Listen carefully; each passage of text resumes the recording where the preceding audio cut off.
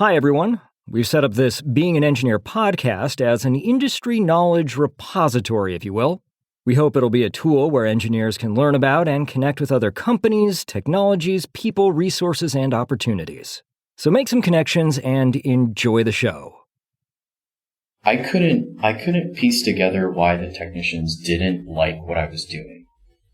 And it really boiled down to not so much that I was, having a bad attitude towards them, but it was more of I wasn't including them in that process. And so we were butting heads on a lot of items, and both sides started to shut down over it.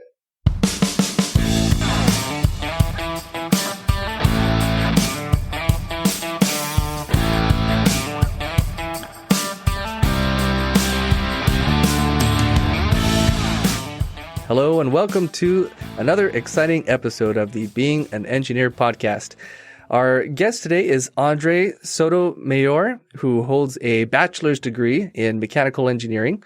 Andre worked at GE for nearly 9 years as a design engineer for gas turbine engines before becoming an operations leader in 2017. He then moved to Johnson & Johnson, where he currently works as a principal engineer in their Vision Group manufacturing contact lenses. Andre, welcome to the show. Thanks. All right. So what made you decide to become an engineer? So that's a good question. I probably have to give you a little bit of history on my parents. So my mom graduated from UF as an industrial engineer, and she met my dad there. And my dad's a respiratory therapist. And so, she actually had me, while she was in engineering school. So, if you thought engineering was hard, without having to raise a child at the same time. Oh my goodness, that would be impossible. Wow. It was very difficult, I'm sure. So I was born in Gainesville, and they lived in married housing at the University of Florida.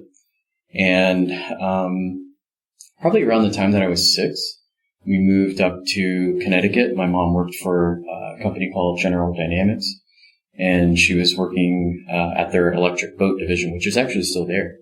And they manufacture nuclear submarines for the military. And so I remember in Connecticut, we lived in this house that was on the top of a hill, and my mom had this drafting table. And of course, back in, the early 90s, we didn't really have a ton of, CAD applications the way that we do now. And I remember watching her doing a lot of, drafting work, just kind of looking at all of the drawings and, calculations and things like that. I think in that moment, and I know it's kind of weird to hear that, but in that moment, I knew I was going to be an engineer. I knew I was going to do whatever my mom was doing at the time, right? I wasn't 100% clear on, what that was, but to me, it was just such an interesting thing. And, throughout my childhood, I kind of always gravitated towards, cars and taking things apart and just wanting to understand how they work. And that kind of just set it in motion for me. Was 6 years old, 7 years old, watching my mom, do that type of work. And I would ask her questions on that all the time. And I would say, what are you doing and where are you doing it? And she would kind of go into detail, and we'd always have these, discussions in the car. That's really cool. At 6 years old that you had that curiosity. Yeah. Yeah. Do you think it was your interest mostly because it was just your mom and that's what your mom was doing? Or was it more, not necessarily, it was what your mom was doing, but like the content, what she was doing was more interesting, or maybe some combination of the two? I think it was definitely both. It was obviously something that I was interested in just because it was so mesmerizing to see all these different tools that she was using, right? Calculator and all these different stencils for circles and ellipses and a lot of that hand drafting knowledge that you'd have to do at that time. And I look up to both my parents, and I would say that we always joke around that, I would probably get most of my technical side from my mom, and then I get a lot of my, funny and outgoing personality from my dad. But, I would definitely say, watching her do that. And then I guess as I got older though, I wanted to do more mechanical things, and maybe probably towards high school when I was starting to drive, and, back then, Fast and Furious had come out, and that was like a big thing. And I was like, okay, I want to do all these things in my car. And I learned how to do a lot of the mechanical things, at that age, just kind of through trial and error. But it was something that I enjoyed, and it's something that I still enjoy now. Terrific. Now, even these days, there aren't that many women in engineering. I imagine that was even, more so the case back then. Did your mom ever talk about what it was like to be a woman in engineering 20, 25 years ago? That's a great question, because I don't think her and I have ever really talked about that before. But I know that Electric Boat, they're manufacturing submarines. So there's a lot of design work that's going on there, but then the actual manufacturing of it, I know is primarily what she was over as an industrial engineer. And I do remember having conversations with her at one point. Maybe it wasn't, 6 or 7, but maybe later on in life, where she would say that, she would have to, I guess, do certain things on the floor and kind of build a reputation on the floor with the technicians and operators that were building the subs. And I found out later on in life that was such a key element of engineering, that my mom had given to me years and years before, but I didn't understand it at the time that she was giving it to me. So, I would agree that, there are definitely not a lot of women in engineering at that time, and we've obviously gotten much better at that now. And I don't think she ever really talked to me about stuff like that. I'll have to ask her though, and there you go. Pick her brain on that. Good topic for the next family dinner. Yeah.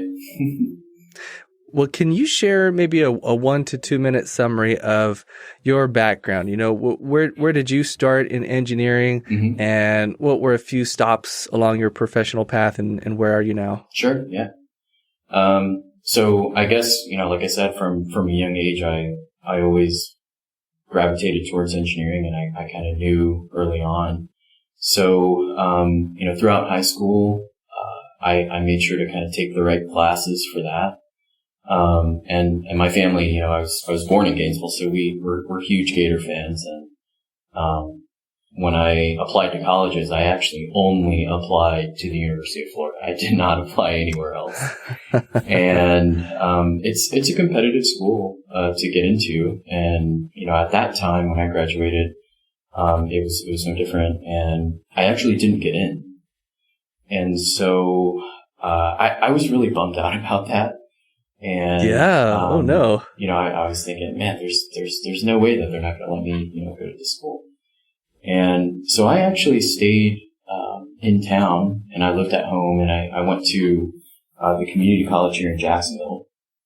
And I said, I'm going to just finish up my AA, and I'm going to take all the prerequisites and then apply to the College of Engineering and become a transfer student. And so that's what I did.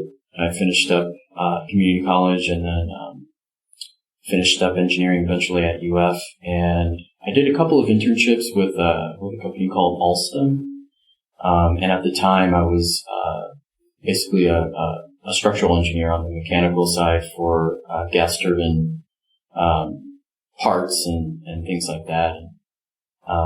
That's kind of what led me to get the job initially at GE. So around 2009 was, we were going through kind of a recession in 2008, and it kind of bled over into 2009. And I was trying to go back to Alstom, but they were kind of going through a rough patch there. But my mentor, who took me through 2 internships there, had recommended me to one of the engineering managers at GE. And so at the time, GE was actually a competitor to Alstom. And so I interviewed at GE and I accepted a job there, basically out of school, and I was a structural analyst. So I was basically doing FEA work, and I was part of a team that basically analyzed the clearances between the rotating parts of the gas turbine and the static parts. And so it was heavy MPI structural work, at finite element analysis, static structural and transient thermal type of things. And I would say around 2015, I had already gotten married, and my wife and I at the time, we were thinking about how to get back home to Jacksonville, and there was a manufacturing engineering position open, still with GE, but it was with a different division. And so I took that job at GE Oil and Gas to come back home. And I was basically a manufacturing engineer, starting a new facility there, and we were closing down a couple of plants across the United States and bringing everything into Jacksonville. So I helped start that facility, and maybe around my third or fourth year, I decided to take a role in operations. So I was an operations leader, which is kind of like a production supervisor. And then I took a role here at J&J, going back to the technical side, away from operations. And I started as a lens fabrication cell engineer. And then I did that for almost 3 years, and then got promoted to engineering manager or principal engineer. All right. Terrific. Thank you for sharing that. What has been one of the most technically challenging projects that you've worked on, and what did you learn from it that other engineers listening to this episode might find valuable? So one of the more technical problems that I've ever had to solve, and it kind of goes back to what my mom was saying earlier with the whole manufacturing thing and building relationships on the floor. In the middle of my career, when I took that job as a manufacturing engineer at GE Oil and Gas, there was a technical problem on one of our assembly lines, and we basically were building these components by hand on pallets, and it was an ergonomic nightmare. It was something that was not efficient at all. And one of the ideas that we had was, how can we make this more like a moving assembly line? So if you look at other companies like Ford or even Boeing, right? These assembly lines that are highly sophisticated are actually moving. And so the product is moving as it's being manufactured. And so we took that idea and said, okay, what do we need to design so that they're not building this valve on the floor? And I went through a couple of design iterations and basically designed a scissor lift that had all the components that they would need in front of them, organized with all the tools at each station. And so what we did is we took this, singular assembly operation and we cut it up into different sections of the assembly. And we were basically mimicking an assembly line. And all of it was manual labor, but having it kind of designed with the technicians and building that from the ground up was, I would say, one of the most challenging things I had ever had to do at the time. And what's interesting is it's not so much the technical piece that was challenging. It was recognizing that the technicians had to be a part of that process. And if we didn't include them as part of that process, it was doomed to fail from the very beginning. And so getting the technician buy-in right, having constant discussions with them on how to tweak the design, what the assembly line layout should be, who should do which operation makes sense to do first or second or third, right? All of those different technical discussions and components to the design, those had to occur, with the assembly operators and technicians. And I had to build up this relationship with them as their, manufacturing engineer to get all of that together. And it was such a key element of that entire project. But it was also the most challenging because, you're working with a lot of different personalities and team dynamics to get it done. But I would say that was definitely one of the more challenging things that we had to put together. That sounds really fun to me. I mean, partly because your customer is so close to you. It's like this person that you see on the floor all the time, and you probably got to see firsthand how it improved the work experience of the technician at the end. How long did that process take, and what were the technicians' feedback at the end when they implemented this new process? So I think the design of it didn't take too long. It was probably over the course of maybe 6 to 8 months of design, and that was just kind of going back and forth with vendors and speccing out different scissor lifts. And then, we had a lot of, lean and Kaizen events with the technicians to get their feedback on what the design should be. And to be honest, as a mechanical engineer at the time on that project, the design really came from the technicians, right? So I would go to the floor and I would say, what would you want this to be in a perfect world? Because a lot of times the technicians, especially manufacturing, they have awesome ideas. I would say 90% of them are ideas that we should implement. And really they just need a manufacturing engineer to come in to help, bring that idea to life. And, because they were part of the design, a lot of that feedback was very positive. And I think even after I've left, I have a few contacts that are still at that plant. I've heard recently that they still use it, but they've made some changes, right, over time, which is great. You always want to have continuous improvement in manufacturing. So, maybe they see something that wasn't quite working right and they just improve on it, and they, collectively come together and say, this is what it should be, and then involve engineering as needed, right? Yeah. Great example of how engineers and technicians should be working together. Mm-hmm. What's one of your favorite technical skills that you've developed as an engineer, and how have you used that skill to succeed in your job? I would have to say hand calculations.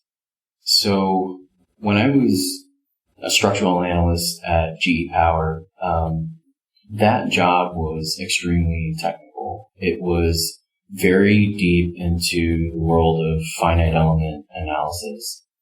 And we were solving very complex, very nonlinear models.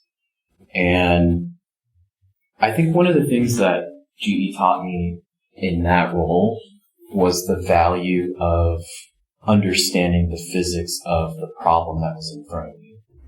And a lot of the chief engineers would kind of pound into the younger, generation that would have to go and do a design review and present something that, the FEA part is easy. You have to be able to explain to me and paint the picture of what the design is or what the analysis is. And they were very keen on not showing any finite element results without hand calculations. And so the hand calculations can be as simple as maybe it's a beam deflection, maybe it's a thermal deflection, right? And as long as you can calculate those by hand, it gives you a sanity check to reference against your finite element model.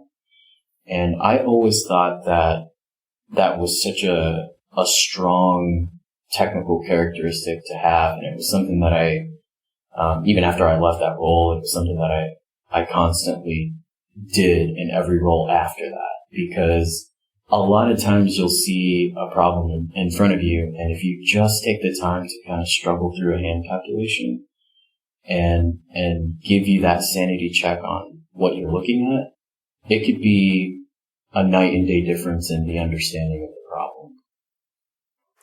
Yeah, I have a spreadsheet that I've built over the years, and it's a semi-automation for hand calcs, things like buckling loads and rectangular beam deflection and circular beam deflection and things like that, where I have a list of materials on in one column that I can pull in modulus of elasticity and different tensile and yield strengths, and plug in,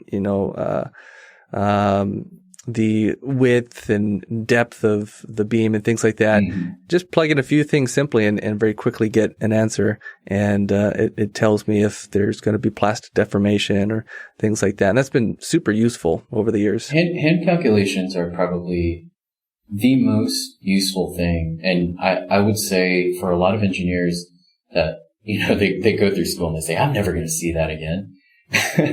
You will see it again, right? And a lot of times, I do that a lot with the interns, right? When they see a technical challenge on the floor and they try to develop a solution around it, I'll tell them, what does that look like to you? What do you think that looks like? And they'll look at the machine and they'll say, I don't know.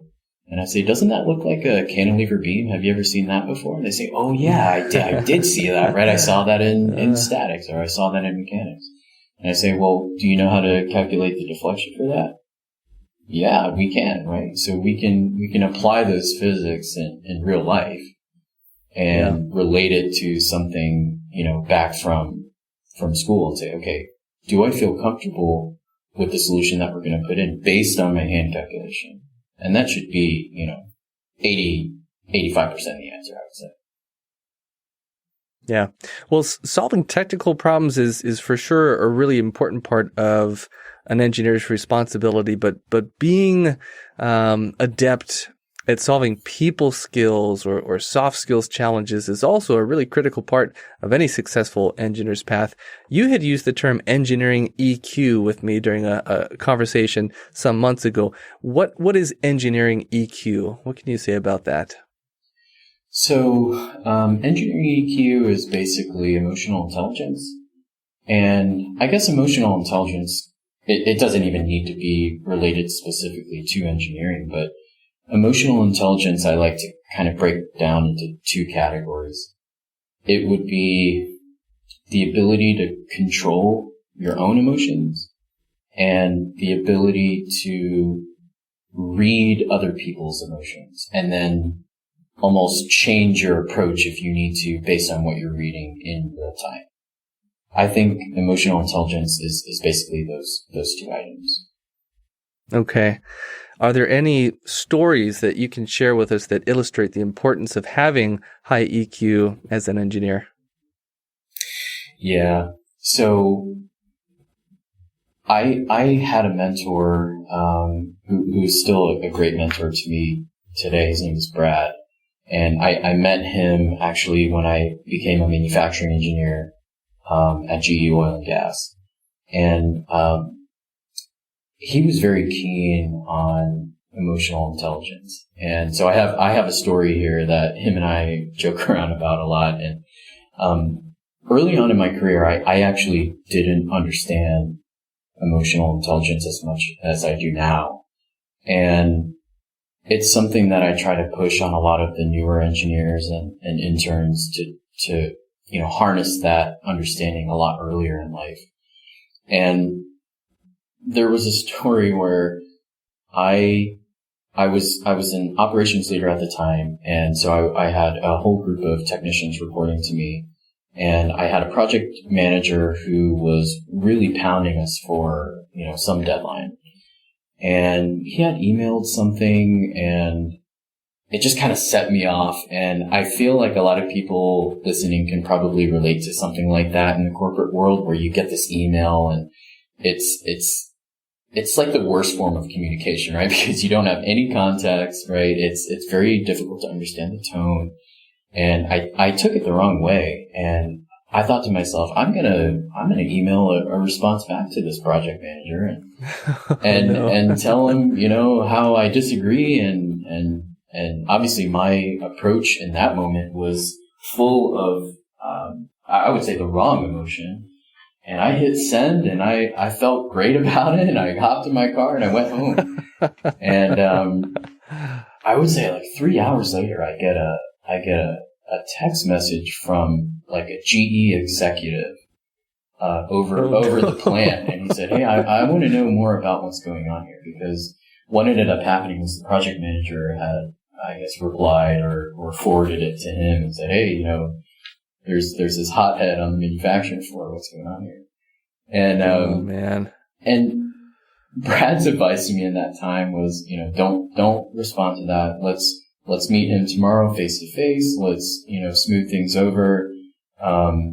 And he had told me later on, he said, "I have never regretted not sending an email." And I thought that is wise advice. That is an awesome piece of advice that I still kind of regurgitate every now and then. But, in that moment, I was unable to do both of those things that I referenced earlier. So number one, I wasn't able to control my emotions in that moment. And because it was through email, which again, I feel like is one of the worst forms of communication, I couldn't even read his emotions. I could only read the text on the computer. And so I made a decision that was highly emotional at the time for me. And, it ended in embarrassment, right? And I feel like that's a large part of it, because for engineers, we like to solve all these technical problems, and that part is great. But when you're not, getting along with your teammates, or you're not getting along with other groups or other engineers, it really has a negative effect on the entire outcome of whatever problem you're trying to solve. So let me actually put it in another way. Are you a fan of Star Wars? I love Star Wars. So I love Star Wars so much. It's a big part of my life. So I'm going to kind of geek a little bit on Star Wars and tie that into emotional intelligence. So in episodes 1, 2, and 3, we see Anakin kind of grow up from a boy into becoming Darth Vader. And have you seen any of the new Kenobi series that came out recently on Disney Plus? I have not. So Kenobi, that series is in between, I guess, episode 3 and A New Hope, which would have been the original Star Wars. And okay. Throughout Anakin's life, Obi-Wan, who was his mentor, right, was always trying to teach him emotional intelligence. And you can clearly see it in a lot of the episodes where, Anakin's kind of got almost this arrogant personality, right? Like, oh, I know how to do that, right? I chip on his shoulder. Yeah, and I can do that. And Palpatine, the Emperor, actually took advantage of that. He knew that Anakin had weak emotional intelligence in that way, where he was able to kind of trick him into believing that, hey, the Jedi Council wasn't gonna do what they needed to do to promote you to a Jedi. And the Jedi Council probably had their own, issues at the time too. But just in the topic of emotional intelligence, Obi-Wan was really trying to drive that home with Anakin. And so that last episode, or that last scene of episode 3, you see all of that come out. And even in the newer Kenobi series, or even in episodes 4, 5, and 6, when you see Anakin as Darth Vader, he's a lot more subdued, but he still has trouble like harnessing his emotions in that way. And to even compare that to Kylo Ren in the more recent Star Wars movies, Kylo Ren has zero emotional control, right? But there are scenes of Kylo Ren just going crazy in a control room and using his lightsaber to just destroy everything, right? Over what, right? Just bad news. And so I always like to look at Star Wars for some of those types of emotional intelligence cues, just because it is a deep underlying theme in that whole, franchise.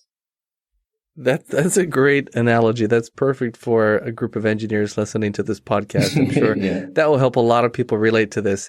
And it was interesting how you brought up the point about this is going to end up being a podcast about Star Wars here, but about Palpatine leveraging Anakin's lack of emotional intelligence, right, to kind of manipulate him into doing things. And I'm not saying that people out there are going to be manipulated this way and that, but you might be a little bit more subject to that possibility if your emotional intelligence isn't high, maybe not seeing reality for what it is, and just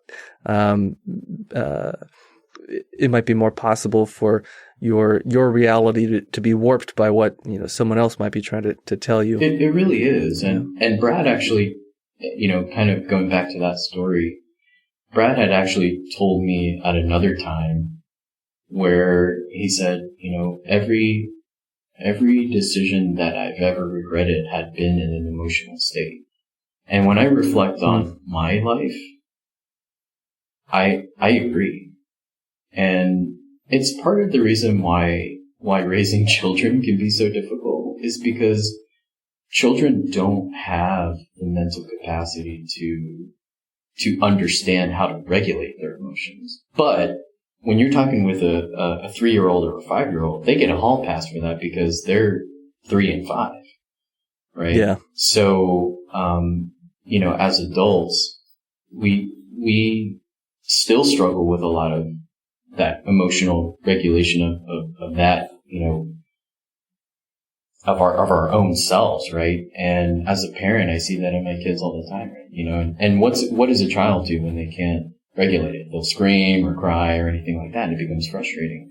But even as adults, right, we have all of these discussions and meetings in the corporate environment, and sometimes you can see a lot of other people kind of acting the same way. It's just the inability to control their emotions, right, or read other people's emotions and then modify the approach. What if an engineer doesn't know if he or she has high or low emotional intelligence? That might sound silly, but I've known some I'd say people in general, including engineers, who I don't think that they realize that they don't have very high emotional intelligence. Are there signs that that we could watch out for? If I'm one of these individuals who's like, I don't know what my emotional intelligence is, probably great, but maybe it's not. Are there signs that I can watch out for to help indicate to myself that, oh, well, actually, maybe it's not so great and I have some room for improvement here? So I didn't really recognize that until later on in my career. So if I look at my entire career, I would say the beginning part of it, when I was doing a lot of structural work, I feel like that was the part where GE taught me how to be a nuts and bolts technical engineer. But I'm not sure that I actually picked up a lot of the EQ characteristics at that time. It was only when I went into manufacturing did I understand that, and I had to learn that lesson the hard way. And what I mean by that is when I came into that role initially, it was, so my wife and I could come home back to Jacksonville, but I was basically trying to find any role in engineering that would allow that. And when I took the manufacturing engineering role, a lot of the people in I guess research and development at the time were like, "You're crazy to go to manufacturing." And I was willing to do it to get closer to my family. And when I went into that role, it was a whole nother world for me. And I didn't understand the value of emotional intelligence. I didn't understand the value of understanding what the technicians were going through and how to empathize with them. To me, it was just, another job. I'm here back in Jacksonville, and, now I got this technician that's asking for this, that, and the other. Like, how come they can't just figure that out? And I don't know if I had any kind of signs to tell me that, other than having mentors that I saw that had strong EQ, even though I didn't really know what that was at the time. And I had gone through some leadership trainings at GE, and GE actually has really great leadership classes and things like that they do internally. And that's when I started to realize that, going to some of these seminars and classes, that, okay, maybe my approach here isn't the greatest. And when a group of technicians that I was supposed to support from a technical perspective weren't, when they stopped asking me for help, I realized that I might have been the problem all along. And I think for me, that was a big turning point, that, okay, I need to change my approach on this. And I had to seek the help of other mentors that had very high EQ to show me how to do that. I think that's a really, really strong indication there that if people aren't asking you for help, that might be a sign that they don't want your help, right? Or they don't want to have to deal with you to get the help, or they feel that I'm not going to pick up the phone, right? Yeah. Okay. Well, that's a great one. How about developing EQ? What are some tools or strategies that you found useful in developing and improving one's emotional intelligence? So, are you familiar with Jocko Willink? Do you know who that is? I am, yeah. So Jocko does a lot of the motivational, speaking and things like that. And I got turned on to one of his books called Extreme Ownership, and I love the book. It's something that I've kind of gone through a few times, and I feel like I learn something new every time. But for me, that was almost like a life-changing perspective on emotional intelligence and how to get better at it. And for those that haven't read the book, Extreme Ownership, it's basically about owning everything for yourself. And so one good example of that could be, maybe you have somebody that's really difficult to work with, and they don't provide what they need to provide to you at that time, right? Like, let's say that's in a corporate setting. And instead of saying, well, this person is at fault, you then say, what could I do better to make a better outcome for that situation? And so when we talk about emotional intelligence, I think a key part of that is more self-reflection, to understand where you fall into that picture and how you can do better. And the way that he captures that in the book, I think is just so, it's almost mesmerizing. And it's also counterintuitive, because it goes against the grain of what people normally want to do. But for me, that I like that as kind of a tool. That book, and some of his podcasts, have really given me a new perspective on things. And then I would say, as another strategy, I like to hold on to mentors. So, if you ever find a mentor that's really good, you have to stay in touch with them. And so, that's something that I strive to do with a lot of my mentors, because I think that is kind of a way to keep you grounded. That's great. Those are both very actionable.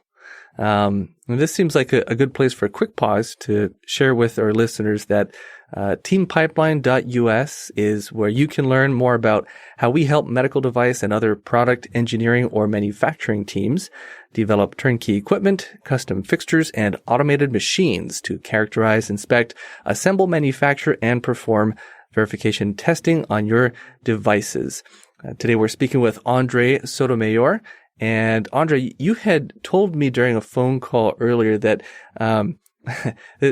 Your words, it doesn't matter if you're the smartest person in the room if everyone thinks you're a jackass, which I thought was hilarious. Yeah. Can you share, I mean, I think we all kind of get the gist of that, but share a little more about what you mean by that. Yeah. I think a lot of my coworkers have heard me say that so many times. And you know, every time we interview, we like to focus on hiring for, you know, obviously the right fit, but hiring for attitude. And, you know, when you look at the technical things, right, those are generally the things that are very black and white. Like, we can teach those things. But an attitude is a lot harder to coach and to change. And fundamentally, it's kind of who you are at some point. But, if you're in a room and you're going over a technical problem, but people cannot get past your attitude or the way that you're treating others, right? It really doesn't matter. And you could have the best idea on the planet. And if you're not able to articulate that idea to that audience at the time, because of the fact that you're being a jackass, right? It won't matter. And that's actually what was my problem, you know, in manufacturing engineering initially was I had all these technical things and I wanted to put it out on the floor, but I couldn't piece together why the technicians didn't like what I was doing. And it really boiled down to not so much that I was, you know, having a bad attitude towards them, but it was more of I wasn't including them in that process. And so we were butting heads on a lot of items and both sides started to shut down over it. So even if I did have the best idea at the time, I couldn't even communicate it correctly, you know, to the operations folks so that they could absorb what I was saying. And so it just kind of goes back to having the right attitude, and being able to compromise on certain things too, because that typically is the roadblock that you would see in a corporate setting is, oh, well, I'm working on this and I'm going to push back because I don't want to compromise. But compromising is a big part of it. Yeah.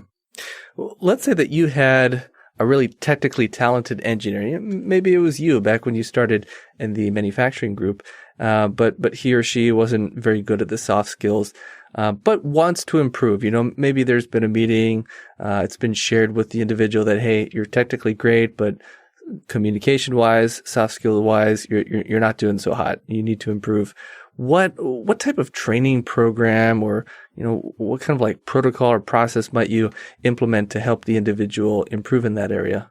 So, I made reference to it earlier, but GE actually had some really good leadership programs and training programs there. But I think even more, you know, grassroots is doing public speaking.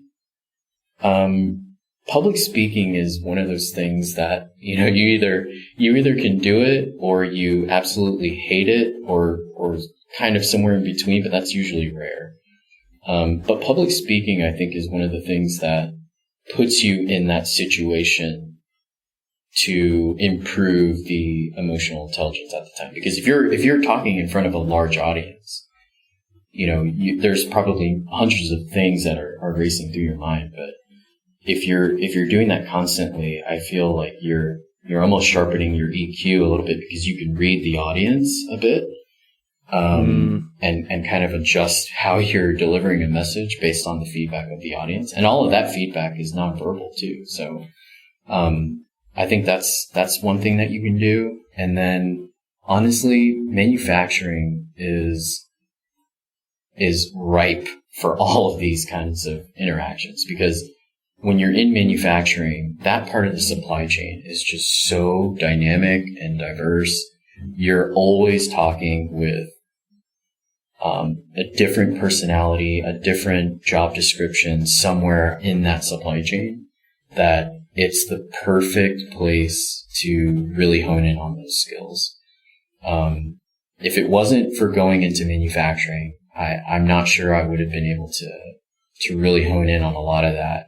But manufacturing almost accelerates it for you because you're, essentially drinking from a fire hose in that environment, but you're just having to deal with so many different personalities at once. Interesting. Okay, that's great. Well, I'm going to depart from the EQ topic and move on to a couple other questions, and then we'll wrap things up in a few minutes here. What is the most scared you've ever been? And feel free to take that from either a personal or a professional standpoint, and then what did you learn from that experience? So I have two kids. I have a son who's 5. His name is Tristan, and our daughter Isabel is 3. And I can't even remember what was going on, but my wife Abby had our son, and they were somewhere, and I was at home with Izzy, and I kind of got sidetracked. And when you, especially at the age when they become mobile, you have to keep, one eye on them at all times. Oh yeah. And I got sidetracked with something, and I could not find her. And I knew that she wouldn't, just go out of the front door. But she's obviously smart enough to be able to do that if she wanted to. And I had this insane panic attack in that moment because I could not find my daughter in our own house. And so I'm going everywhere, and I'm looking around. I'm in the backyard. I'm looking in the front yard, and I'm on the verge of tears, almost like trying to figure out where she is. And the only place that I did not look was upstairs, because we were downstairs at the time, and we had this baby gate to lock her from going upstairs. Yeah. Of course, she climbed over without me knowing, and I guess she was in our bedroom somewhere. And when I found her, I was just so relieved, and I can only imagine, what I would put my parents through at that time. But just that feeling alone, that I didn't know what to do at that time. It was probably one of the most scared that I'd ever been, because just the thought of losing her, or either one of our kids was just. It was insane. Yeah, it's funny, and not funny, but how your mind, it goes to dark places really quickly, right? Like, you can't figure something out, and all of a sudden it's death and destruction. It was a large wave of them. I went from Anakin all the way to Kylo Ren immediately. And was there anything in particular that you pulled from that experience that, I don't know, was helpful for you in later situations in life? I'm not sure, other than I need to keep a better eye on her when I'm doing things around the house. But it was just one of those things where, I was sidetracked in the moment, but yeah. Yeah. Well, thank you for sharing that. It's always really, I don't know, seeing the human side of people, right? Yeah. It's helps us all feel connected, I think. Well, let's see. What are some things that you do to keep yourself engaged and motivated at work? So I'm an engineering manager now, and I think when you take a leadership position, one of your main goals should be to create more leaders. And so when I look at people on the team that are growing in their, technical side and on their EQ side, and I can see the growth, that part of it is awesome. And for me, it's a large motivator, because to me that means, we're doing something right. And just watching that process grow over time is awesome. Another thing that keeps me motivated too is influence. So what I mean by that is, remember how I said I realized there was an issue because nobody was coming to me. Yep. The opposite of that is having influence, and influence can be, it could be technical. It could also be non-technical. But when people are coming to me and they're saying, hey, I want your advice on something. Maybe it's a mechanical thing or not. Or if somebody's coming to me specifically because they want my influence on a certain topic within the business, to me that motivates me because it tells me that I'm keeping those skills sharp, if you will. And it's something that, I enjoy. I think it's largely human nature to feel fulfilled when we've been able to help others or influence them in a positive direction. I feel the same way. I think probably my happiest days at work are days when I've been able to help someone else and do what I feel or what others have told me has been some kind of meaningful impact for them, not necessarily for me. Yeah, agree. Yeah. Well, let's see. What are one or two of the biggest regrets that you have, if any, in your career to date? So, I think one of the things that I regret for sure is probably even before my career started. I feel like I didn't apply myself 100% the way that I should have when I was in undergrad. And I was just so eager to graduate. And I think part of the reason why I struggled with emotional intelligence early on was just basically not being mature enough. And I think for me, going to a community college first was actually a blessing because it allowed me to stay home, save a little bit on tuition, but also it allowed me to mature. And I didn't always apply myself, the way that I should have. If my mom is listening to this, she would agree with that, right? That's something that they always told me in school, right? Like, I never see you studying and you're not applying yourself. I wish that I had done more of that. And as it relates to my career, I'm actually studying to take the PE exam.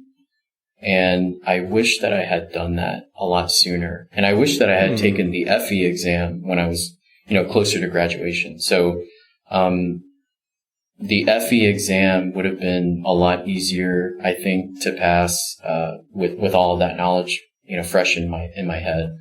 I did not take that exam until 2021 recently. And, like I said, I'm currently studying for the PE now, but I wish I would have done that a lot sooner. Great. Okay. Well, one more question and then we'll wrap this up here. Mm-hmm. What is a tool that doesn't exist, but that if it did exist, what you think would allow engineers to do their jobs, faster, better, cheaper? So I think it would be teleportation. And this is interesting. Not an answer I've gotten before. Tell me more about this. Yeah, here's my reasoning. So, especially with COVID, when we went through that entire process of like remote work, one of the more difficult things, what made it very difficult in that time was communication. And I always felt that communication was the number one issue, no matter where I went, no matter which role I had. It was always the ability to just communicate what you were trying to do or what the problem was and what the solution is. And remember I said that email is like the worst communication tool. Yeah, right. I would say in order, email's the worst. Texting is even worse than that. But if you can make a phone call, that's a little bit better because I can read some of your tone and inflection. Video chat is even better because I can see you now. But in person is typically the absolute best form of communication. And when we drive more of the in-person, it helps so much, especially for those people that work in manufacturing, because you can be out on the floor and you can just go see the problem. through the technician's eyes by physically going out there. And if we had teleportation, I could teleport to the floor instantly, or I could teleport to a supplier in Japan, or teleport to Ireland, and talk to my counterparts there instantly, and fix all of the communication issues in between because of the forms of communication that we're using. That's great. So you get to access the most effective form of communication without any of the time delays traditionally associated with it. And I can still be home by dinner. Right. Yeah. Oh, that's terrific. That's a great answer. One I have not heard, nor was I expecting, but a really good one. I could also teleport to any vacation spot that I wanted to. Right? So. Well, if you invent that, I think you'll do well. Yeah, financially. Sure. All right. Well, Andre, this has been a real pleasure. Thank you so much for spending some time with me today talking about all of these things. How can people get a hold of you? So I'm pretty active on LinkedIn. That's probably the best way. You can message me there or connect with me there. Great. And I'll put a link to your LinkedIn profile in the show notes. Well, thank you so much again, Andre. I really appreciate your time. Yeah, absolutely. I'm Aaron Moncur, founder of Pipeline Design and Engineering. If you liked what you heard today, please share the episode. To learn how your team can leverage our team's expertise developing turnkey equipment, custom fixtures, and automated machines, and with product design, visit us at teampipeline.us. Thanks for listening.